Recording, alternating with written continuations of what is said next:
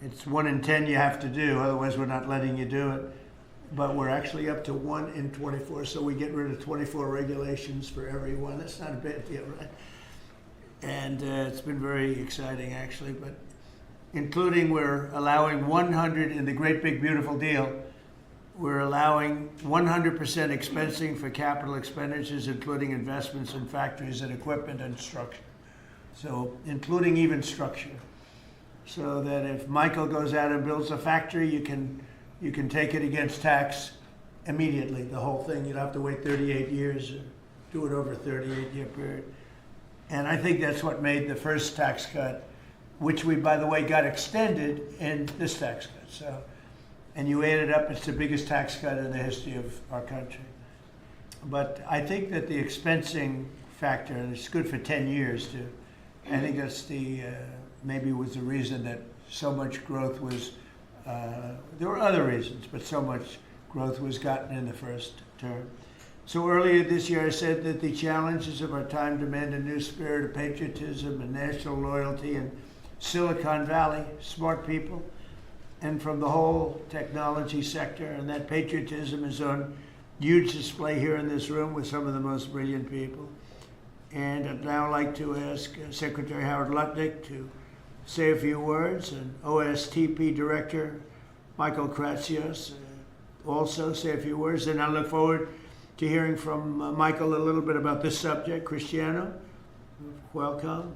And Arvind, you'll say something, and I appreciate it. And anybody else wants to say a couple of words, feel free. Good job.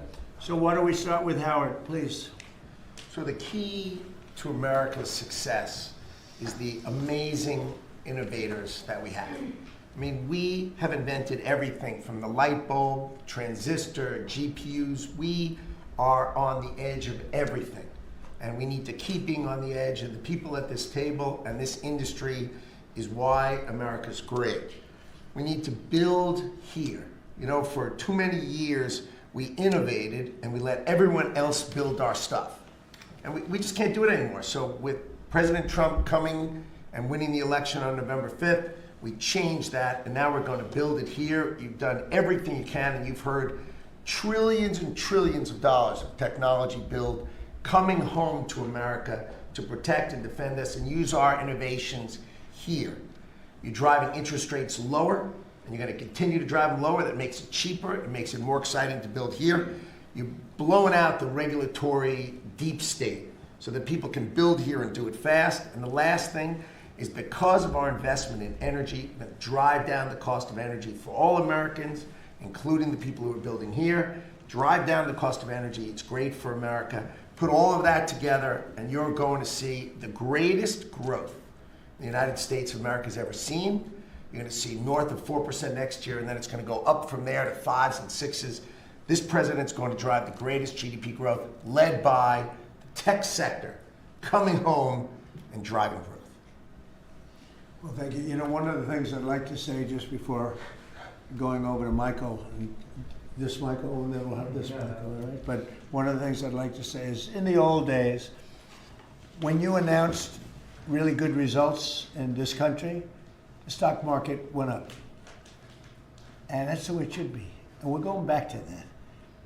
Because otherwise you can never really attain true greatness. In other words, GDP at 4. Oh, 4 is so high. Let's raise interest rates and kill it. And we're going to go back to the old days. When we announce great results, it doesn't mean we're going to raise interest rates and try and kill it. It means that instead of 4% GDP or 3%, which I said so wonderful, 3%, it should be able to be 20 or 25%. I don't know why it can't be. You shouldn't kill it. And so we hope that if this country announces great results, because you're going to see great results over the next couple of years, all these plants, and I'm not just talking about AI, we have the biggest number of auto plants planned. Toyota just announced $10 billion in plants built, various couple of locations, few locations in the country, just a little while ago. They're all coming here. They're coming here because of tariffs, because they don't want to pay tariffs, but they're coming here because of the election and the mindset. But when we announce good results, the market should go up.